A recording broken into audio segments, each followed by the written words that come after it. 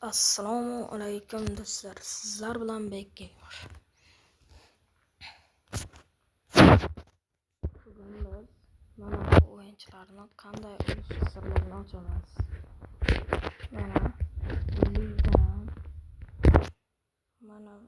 Mana shu challenge-ni ochib yutsangiz berishadi. Hamda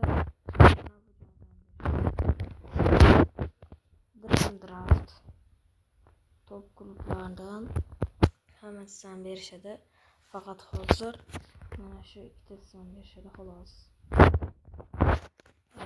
Biz Osmon nimalarni qo'llab qo'yganmiz.